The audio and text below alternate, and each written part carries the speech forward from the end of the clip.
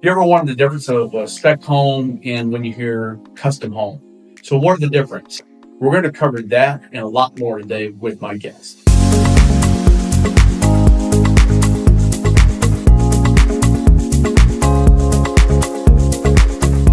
Happy days, everyone. Welcome to Living in Texas Hill Country with Cody. I'm here with a guest today from Grand Endeavor Homes, Tyler Reeve. Thank you for joining me today. I'm glad to be here. Thanks for going by. Oh, absolutely. So Tyler is out here at the Preserves of Elm Creek, which is a subdivision out here in Vintage Oaks and New Braunfels. They are Grand Endeavors as a custom home builder, and we're going to talk a little bit today in this three-part series about customs homes, going into building on your own lot, and then lastly is going to be the Preserve of Elm Creeks in this next 3-week series. So Tyler, we're going to start off today is like one of the biggest questions is that I get is what is a custom home? Because there's a lot of people that advertise custom. 100%. So I think it's really interesting for folks who are starting their journey and are intending on building some variation of a custom home to fully understand whether or not the builder that they're looking to either interview or work with in the future is capable of executing on the level of customization that they're intending to embark upon. So there are true custom home builders. We tend to be, or we are one of them. And that's a custom home builder who is able to take a set of plans from an architect that you've worked with, bid that project out, and then execute on every inch of the build. A true custom home builder will generally also have their own architects, and you can design a plan from scratch with one of those architects. You can use various plans from other, sources of inspiration, right, that we see all over social media to build a plan and customize that plan to your liking. And I'm talking about from an execution perspective, designing a home where you can dictate, I want that floor plug to be 1/4 of an inch from the end of the wall. Every single feature in a true custom home is completely, has your DNA, your thumbprint on it. Semi-custom differs a lot from custom in that semi-custom may allow a few custom changes. And, that might be bumping out a wall or, adding some recessed can lights and things of that nature. But very big difference between true custom and semi-custom. You have various builders who kind of dabble along the spectrum from true semi-custom to true custom and everything in between. So understanding that and then picking a builder that is able to execute on exactly what you are trying to accomplish is really the custom game. Okay, so I've worked with you. Of course, we're in discussions right now on a future project. Yeah. Here in about 2-3 years away. It's like one of the features, like you take an architectural plan and just having the ability to make it from a 4-bedroom to a 3-bedroom, push walls out, creating different rooms in different locations. How does that change the whole perspective? Because it's like one of the questions like you talk about semi-custom and custom is like how customizable or how are you able to take like we'll say a cottonwood plan and you're able to take that and make it into a different modification of cottonwood, but it looks completely different than the original architectural designs. Yeah, absolutely. So, Cody, when you mentioned a cottonwood plan, if you were to go to our website, and a lot of custom builders will do this, they'll have 10 or 12 plans that are more popular, right? They're plans that create a starting point for a potential client. And the reason that we have those plans is because it allows you to start with something. A lot of folks have a hard time starting with a blank sheet of paper. Some do really well with that. And so meeting the client where they want to be met in terms of this is our starting point. Now let's customize this home. So in terms of a cottonwood, I just finished a project, actually it's about to close in about 2 months from now, where we modified a cottonwood. And the buyer had a very modern taste. They were trying to have modern, they were trying to have really high ceilings, and they were trying to have an extravagant master bath. We probably redesigned that master bath with the architect 4 or 5 times until we got it right. And so, that's custom, right? So going through each section of the room, whether you're starting with a plan like a cottonwood or anything else for that matter, and going through with a fine-tooth comb understanding spatially how much room we have in hallway spaces, doorway spaces. Do we have requirements around zero threshold openings so that there's accessibility that we're tackling?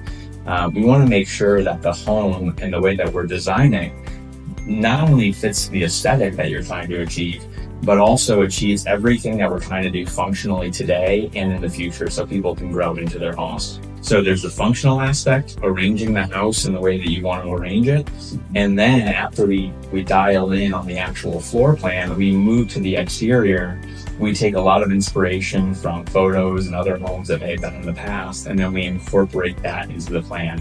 And once you're done with that, you have a custom home. That's absolutely amazing. Let me ask you this, because when people think of custom homes, there's all kinds of thoughts that goes in their mind.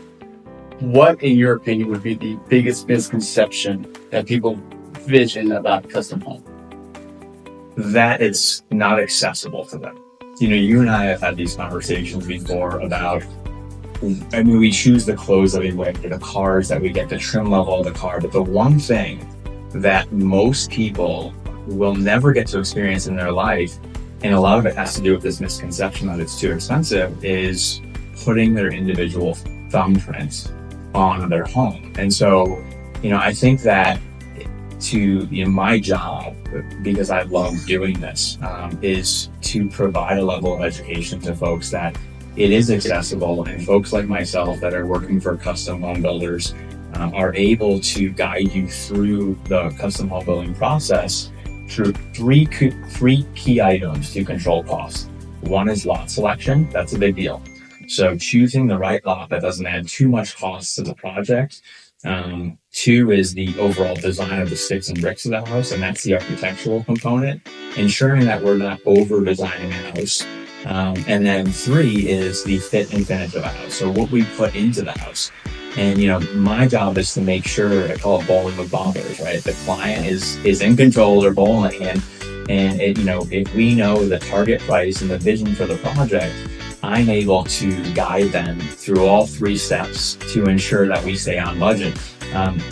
We can build houses that are in the high 400s, and obviously we can build houses that are much more than that, but it doesn't cost anybody anything besides their time to have a conversation with somebody like me to gain a better understanding of what they really can achieve within their budget. That's awesome. Now, I would be remiss, this is going to be the last question. I'd be remiss not to ask this. What are the most specific features that most of your homeowners are looking forward to, designing, or what's their favorite features? Is it the living room? Is it the bedroom? Is it kitchen, bathroom, outdoors? What? Oh, it's a good one. This is so interesting because we're in Central Texas, right? And so we have a mishmash of folks coming from all over the country, sometimes the world, and bringing their own individual design ideas. And so we get to execute on some really different things across the board. If I were looking at common trends, the big open floor plan is still in play. It's still something that people genuinely value. Having larger spaces that flow. A maturation of this is the open but segmented design. So not having closed off wall spaces like you'd see in a 1950s house, but having an open layout where you are still defining spaces with the four canvases. And I refer to the four canvases as your ceiling, your walls, your floor. So, you have all those things. You can use wall treatments, ceiling fur downs, different types of materials and textures to define spaces. And people are really gravitating towards starting with a more open floor plan, using those different types of materials and features to identify spaces as their own, separate of others. The other thing that I'm seeing right now is the trend of we're moving towards a little bit more closed off. Kitchens at the rear, windows looking out the backyard. That particular feature is important for a lot of folks who either have grandchildren, have a beautiful view off the back of their house, or they're raising kids and they always want to have a good idea of what's going on in the surrounding areas, and they have little kids running around and things like that. So That's a new one that's popped up over the past years. I think that we may see that trend continue to grow. So we saw that linear setup where you have kitchen, dining, living room all set up in kind of in a row, and you're using furniture to define those spaces, come into play about 10 years ago. That's still very much in, but now we're starting to see the use of walls and cased out openings to create more segmentation in the space. As far as interesting features, folks are really gravitating towards things like these Toto toilets with these bidets built in. I swear I was walking with a customer the other day, and the toilet has a mind of its own. We were walking through a house that we were building, it's almost finished. And, the seat just popped up, and she kind of stepped back and she said, "Whoa, that's really cool." So those little cool features that, most people don't have in their house, those tend to be talking points and things that folks are interested in. That's so interesting. I can't imagine using a bidet. I've seen them. It's just one of those things I can't envision. But I'm not going to go too much into detail. Yeah. We'll sidebar that. All right. Hey, so guys, I really hope this was very helpful for this week. Next week, we're going to be talking about building on your own lot. Again, guys, you reach out to Tyler Reef here at Brandon Deborah Homes. They're located out here in Vintage Oaks off 2722, so it's a little bit different than going 46 across through Vintage Oaks. Come visit him at the preserve, because they have a lot going on out here that you may not realize. Guys, again, please like, share, subscribe. And if you have any questions, please reach out, and I look forward to seeing you in the next video.